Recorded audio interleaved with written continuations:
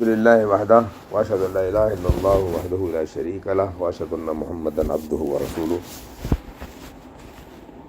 یہ غلط بیانی علماء نے بہت پھیلا رکھا ہے کہ تراویح کی نماز نفل نماز ہے کہ جتنا بھی چاہو پڑھو.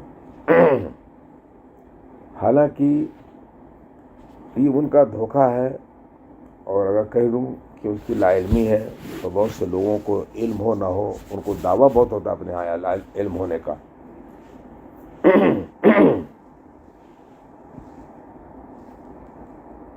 راتب نماز کی یعنی سنت موقدہ کی 3 قسمیں ہیں. ایک قسم اس کو نبی صلی اللہ علیہ وسلم سفر میں کبھی نہیں پڑھتے تھے، جیسے ظہر کی ہے، مغرب کی ہے، عشاء کی ہے. اور ایک موقدہ ہے جس کو سفر میں حضر میں کبھی کبھار چھوڑتے تھے، وہ ہے وتر کی نماز. اس کو ہمارے اساتذہ بھی نہیں بتا پاتے تھے ہم لوگوں کے چھوٹے پر کہ نبی صلی اللہ علیہ وسلم نے کبھی وتر کی نماز چھوڑی ہے، کہ جو ہم لوگوں نے پڑھا بہت گھس گئے سمندر میں تو سب چیز مل گئی. تیسری نماز ہے سنت فجر، جس کو آپ نے کبھی بھی نہیں چھوڑا، نہ سفر میں، نہ حضر میں، نہ بیماری میں، نہ خوشی میں، نہ غمی میں. اچھا، اب میں چل رہا ہوں ظہر سے اور عصر سے اور ظہر مغرب عشاء سے. ظہر سے پہلے کتنی سنتیں ہیں؟ 4 ہیں یا 2 ہیں. کیا آپ کے لیے جائز ہے کہ آپ 6 پڑھیں؟ 6 پڑھ سکتی؟ نہیں پڑھ سکتی. ظہر کے بعد کم سے کم 2 ہے، زیادہ 4 ہیں. کیا آپ 4 کے بجائے 6 پڑھ سکتی ہیں؟ مغرب کی نماز جو سنت 2 رکعت ہے، اہل حدیثوں کے ہاں، اہل حق کے ہاں، اہل حدیث نہیں، جو بھی اہل حق ہوگا تو آپ اس کو 4 تو نہیں پڑھ سکتی، 2 ہی پڑھیں گی. فجر کی سنتیں جو ہیں آپ اس کو 2 سے زیادہ پڑھ سکتی ہیں، اس میں تو ممانعت بھی ہے. ظہر کی سنت کم سے کم 2 رکعت، زیادہ 4 رکعت. بعد کی سنت کم سے کم 2 رکعت، زیادہ 4 رکعت. مغرب کی جو سنت ہے اس میں کمی بیشی نہیں، صرف 2 ہی رکعت ہے. عشاء میں بھی جو سنت ہے نفل، اس کو بھی آپ 2 سے زیادہ نہیں پڑھ سکتی اور نہ 2 سے کم پڑھ سکتی ہیں، اور فجر میں جھگڑے ہی نہیں ہے. اچھا، جب آپ ظہر اور مغرب عشاء کی سنتوں کو نہیں بڑھا سکتے تو وتر کو آپ کیسے بڑھائیں گے؟ وتر تو اس سے زیادہ موقد ہے. کم سے کم 29 دنوں کو اللہ کے رسول سفر میں نہیں پڑھتے تھے، لیکن وتر کو تو سفر میں نہیں چھوڑتے تھے. ہاں چھوڑا ہے، اسی لیے وتر کا درجہ تاکید میں فجر کے سنت سے کم ہے. حضور نے مزدلفہ میں نہیں پڑھا. ایسے بھی حضرت عائشہ کہتے ہیں کہ نبی صلی اللہ علیہ وسلم کو تھکان نہیں پڑھتے تھے اور اس کا بدل کرتے تھے فجر جو ہے ضحیٰ کے ٹائم. یہ نہیں کہ قضا اور تعویض میں فرق ہے، اس کا عوض، اس کا بدلہ لاتے تھے. تو جب سارے سنن موقدہ میں آپ جاتے نہیں کر سکتے ہیں تو وتر میں کیسے کریں گے؟ وتر کم سے کم 1 رکعت، زیادہ 11 رکعت. وہی لوگ دیکھو، جسے میں نے کہا کہ ظہر کی کم سے کم سنت 2 رکعت، زیادہ 4 رکعت، پہلی بھی اور بعد والی بھی. دوسری سنتوں میں کم سے کم 2 ہی ہے، جو مغرب ہے، جو عشاء ہے، فجر ہے. وتر کا معاملہ یہ ہے کہ کم سے کم 1 ہے، زیادہ 11 ہے. 11 سے زیادہ آپ وتر کی نماز، تراویح کی نماز نہیں پڑھ سکتے. یہ جو لوگ کہتے ہیں نا، جیسا آپ نے کہا یہ سرٹیفکیٹ والے علماء ہیں، سرٹیفکیٹ نہیں، بعض لوگ تو اپنی سند بھی رکھتے ہیں لیکن وہ حنبلی مذہب سے متاثر ہیں اور لوگوں کو خوش کرنے کے لیے فتوے دیتے رہتے ہیں. کیوں؟ ان کے پاس ہمت نہیں کہ کرسی بیٹھ کر کے صحیح بات بول دیں. کیوں؟ ڈرتے ہیں کہ اگر ہم نے صحیح بات بول دیا تو کہ ہمیں کان پکڑ باہر نہ کر دیا. ہم لوگ ہیں اس کمرے سے کوئی ہٹا دے ہٹ جائے، لیکن بات وہی کہیں گے جو کہنا ہے. اور کوئی لاکھ دے دے، 10 لاکھ دے دے کہ شیخ آپ فتویٰ میں فتویٰ نہیں بدل سکتا، چاہے جو ہو. تو کہتے بھی لوگ مجھ کو کہ شیخ آپ کو اگر ہم لوگ نعمت کے سمندر میں غوطہ دلا دے تو آپ سے فتویٰ ہم لوگ نہیں لے سکتے، جو چاہیں آپ فتویٰ دے دیں جو آپ کے دل کی آواز ہوتی ہے. تو یہ ہے بات. تو اب بتائیے کہ سب سے اعلیٰ درجہ اس سنن موقدہ میں فجر کی سنتوں کا ہے کو حضور نے کبھی نہیں چھوڑا. اسی لیے ایک ضعیف حدیث ہے لا تدعوہما ولو طردتکم الخیل, ان دونوں رکعتوں کو نہ چھوڑے چاہے تمہیں دشمن کا دستہ کھدر رہا ہو. یہ حدیث ضعیف ہے, حنفیہ نے اسے سے اس کو واجب قرار دیا, لیکن حدیث ضعیف ہے تو چلاتے رہیں. مگر ہم کہتے ہیں کہ حضور نے نہ سفر میں, نہ حضر میں, نہ بیماری میں, نہ خوشی میں, نہ غمیوں کبھی اس کو چھوڑا. وطر چھوڑنے کا ثبوت ہے. اور عشاء کی سنت, مغرب کی سنت اور ظہر کی سنت تو آپ سے کبھی سفر میں پڑھنے کا ثبوت ہی سرے سے نہیں. تو سب سے کم تو یہ ہوئی, اور اس سے بڑا درجہ وطر کا ہوا, اور ان سب سے بڑھ کر کے فجر کی سنت کا ہوا. تو جب آپ کہہ رہے ہیں, اور آپ وہی کہنا بھی چاہیے, نہیں کہ میں آپ سے کہلوا رہا ہوں کہ ظہر کی سنت میں کم سے کم 2, پہلے زیادہ زیادہ 4, نیچے بعد میں پہلے کم سے کم 2, زیادہ زیادہ 4. مغرب کی کم سے کم 2 ہی رکعت صرف ہے, عشاء کی 2 ہی رکعت ہے. تو جب اس میں آپ نہیں بڑھا سکتے تو وطر کا درجہ تو اس سے زیادہ ہے, فجر سے کم ہے, فجر کی سنتوں سے, تو آپ اس میں کیسے زیادتی کریں گے؟ اور حضور نے کہا بھی ہے کہ رات کی آخری نماز جو ہے 2 بناؤ. اب اگر کوئی بیٹھا ہو تو کہہ دے کہ حضور نے کہا کہ صلاۃ اللیل مثنا مثنا, رات کی نماز 2 ہے. تو اس میں اصل میں مسلم میں جو روایت ہے وہ یہ ہے کہ ایک بدوی نے آ کر پوچھا کہ اللہ کے رسول, ایک آدمی نے نبی صلی اللہ علیہ وسلم سے تہجد کی نماز کے بارے میں پوچھا.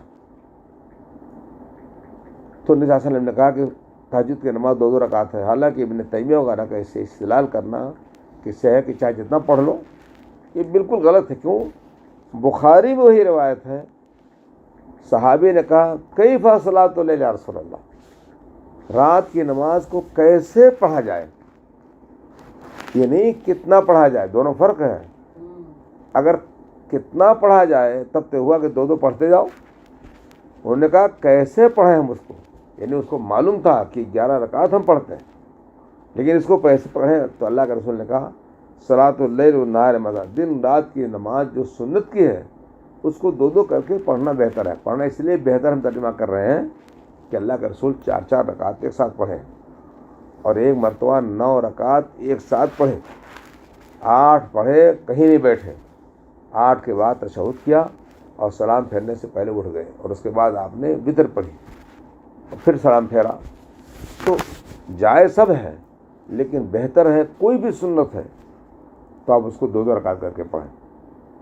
سمجھے؟ ایسے ظہر کی 4 ہیں نا تو 2 کر کے پڑھو, مگر 4 بھی پڑھ سکتی ہیں آپ, ظہر کی طرح پڑھ سکتی ہیں, اور اس کو آپ جو ہے بلا تشہد کی ایک تشہد سے پڑھ سکتے ہیں. بعد کی بھی نماز کا بھی, بعد کی جو سنت اس کا بھی طریقہ ہے.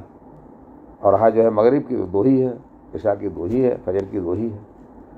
تو صحابی نے وہ حدیث ترجمہ فرق ہو جاتا ہے نا کہ اللہ کے رسول میں آپ سے اس کے بارے میں پوچھ رہا ہوں, تو اس کے بارے میں پوچھ رہا ہوں, تو جب کہہ دیا 2 رکعت تو اس کا مطلب ہوا کہ 2 پڑھتے جاؤ, اس میں کمی نہیں, چاہے جتنا 20 50 25 50 پڑھ لو.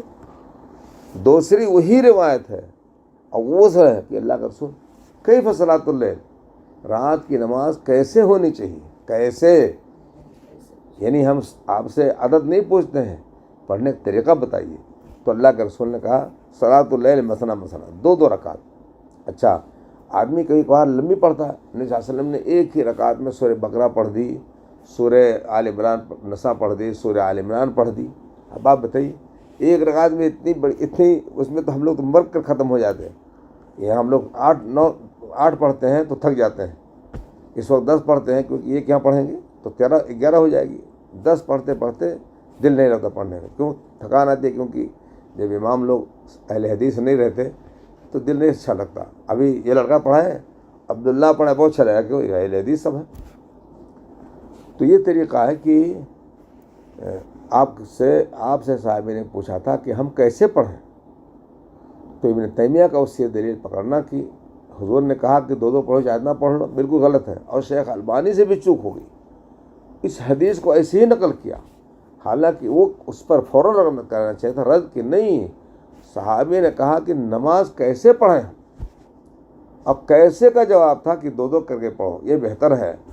ورنہ 4 بھی پڑھ سکتے ہو، ایک 11 رکعت سب ایک سلام سے پڑھ سکتے ہو، آخر میں چاہے کہیں بھی تشہد نہ کرو، آخر میں کر سکتے ہو اور پھر سلام پھیر دو۔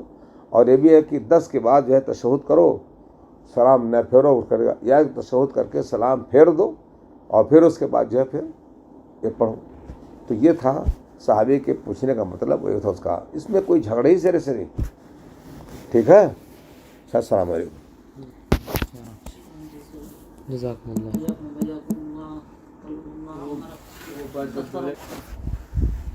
یہ بات مجھ سے کہنے کو رہ گئی کہ جس نماز کا نام ہے اسلام میں، آپ اس کو جتنا چاہے نہیں پڑھ سکتے، کوئی بھی نماز لاؤ۔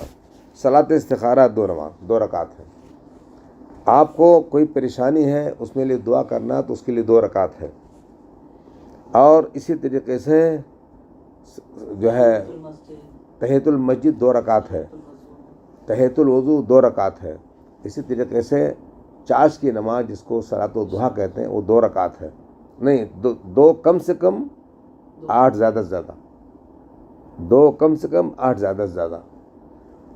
اسی طریقے سے وتر کی نماز، اس کا بھی نام ہے۔ تراویح آپ لوگوں نے نام رکھا ہے تو نام ہو گیا نا، اس لیے اس کی عدد کھل کر کے نہیں ہو سکتی، اسی لیے جو مبتدع لوگ ہیں، مقلد لوگ، وہ بھی 20 سے زیادہ نہیں پڑھتے۔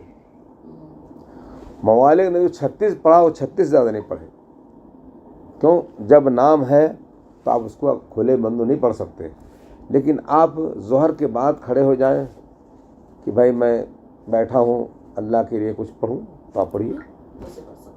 اچھا، آپ جمعے میں جاتے ہیں جمعے سے پہلے تو وہاں بھی نماز کا نام نہیں ہے، تو 2 کر 50 رکعت پڑھ ڈالو۔ اچھا، ایسی ایک نماز ہوتی ہے، اس کو آپ لوگ سے نہیں جانتے لوگ، کہ مغرب کے بعد جو ہے 2 رکعت پڑھو۔ ایک تو اوابین جس کو کہتے ہیں، جھوٹی حدیث ہے جس میں 6 رکعت، تو صوفیوں کی ہے، اور جو اہل حدیثوں کی ہے، اہل حدیث اکثر جانتے بھی نہیں اور نہ پڑھتے ہی ہیں۔ مغرب کے بعد 2 پڑھتے عشاء کی جماعت کھڑی ہو جاتا تو پڑھ سکتے ہو۔ تو یہ بالکل جمعے کی طرح ہے، اس کا بھی کوئی نام نہیں ہے، اس کا بھی کوئی نام نہیں ہے۔ میں تو بڑی اہم بات بھول گیا تھا، یہ اثر ہے۔ کوئی بھی نماز لاؤ اسلام میں، تو صوفیوں کا لفظ ہے اور حدیث ہے، ورنہ صلاۃ الاوابین صلاۃ الضحیٰ کو کہتے ہیں۔ آپ نے فرمایا صلاۃ الضحیٰ نہیں، اشراق نہیں، صلاۃ الاوابین حین ترمض الفصال۔ اوابین کی نماز وہ ہے، وہ کا وقت وہ ہے کہ جب اونٹ کے بچے کا پیر جلنے لگے۔ تو ہم لوگوں نے اس کو دیکھا ہے بہت غور سے امارات وغیرہ میں، کہ 9 بجے اصلی کڑک دن میں 9 بجے سے اس بچے کے پیر دھوپ میں زمین پہ جلنے لگتا ہے۔ تو ہم لوگ اس لیے سب سے کہتے ہیں سب سے بڑھیا ٹائم 9 بجے ہے، چاہے جاڑا ہو چاہے گرمی ہو، وہاں شروع ہوتا ہے، اور ظہر کا ٹائم ہونے سے کم سے کم پون گھنٹہ یا 30 منٹ پہلے بند کر دو، یہ طریقہ ہے۔ وہاں مغرب کے بعد اوابین بولتے ہیں۔ ہاں، تو وہ حدیث ضعیف ہے۔ اچھا، جو حدیث صحیح ہے، حدیث میں آتا ہے تتجافی جنوبهم عن المضاجع يدعون ربهم خوفا مما رزقناهم ينفقون، یہ آیت انہی لوگوں کے بارے میں اتری ہے، صحابہ کے، کہ جو مغرب کے بعد اٹھ کر کے نماز پڑھتے تھے عشاء ہونے تک۔ کیوں کہ وہ آتے تھے کھیتی کر کے، اگر سر رکھ دیتے تو سو جاتے، تو اس ٹائم کو اس لیے پکڑ لیتے تاکہ ہماری عشاء کی نماز نہ چھوٹی ہو۔ تو اللہ نے ان کے بارے میں کہا ہے تتجافی جنوبهم عن المضاجع يدعون ربهم خوفا وطمعا مما رزقناهم ينفقون، یہ آیت ہے۔ بات سمجھ آئی؟ کوئی بھی نماز نہیں جس کا نام ہو اسلام میں، اور اس کو آپ جتنا چاہیں۔ یہ تو لوگوں کی کم علمی ہے اور تقلید سے ان کے دنوں پر اشراق کے الگ پڑھتے ہیں، پھر چاشت کے الگ۔ ہاں، میں بھول گیا تھا، اشراق کی نماز بھی 2 رکعت، اشراق کی 2 رکعت، ضحیٰ کی کم سے کم 2 رکعت، زیادہ 8 رکعت، 12 رکعت ضعیف ہے۔ ضحیٰ الگ کیا؟ ہاں، ضحیٰ الگ ہے بھائی، ضحیٰ اور اشراق اس لیے الگ ہے کہ اشراق میں ہے کہ جو جماعت سے پڑھے نماز فجر کی اور مسجد میں بیٹھا رہے یہاں تک کہ سورج نکلے، یہ بات ہو گئی نا۔ اور ضحیٰ کے بارے میں آتا ہے، ضحیٰ ایک ایسی نفل ہے جس کو گھر سے بہتر مسجد میں پڑھنا ہے، تو حضور نے کہا اپنے گھر وضو کر کے مسجد میں جائے پڑھنے، تو اس کا ثواب ہے۔ تو دو نماز ہو گئی، وہاں بیٹھ کر کے پڑھو، یہاں جا کر کے پڑھو، کتنا فرق ہے، لیکن یہ سب باتیں نہیں لوگوں کو نہیں معلوم ہے. ٹھیک ہے. جزاکم اللہ خیرا.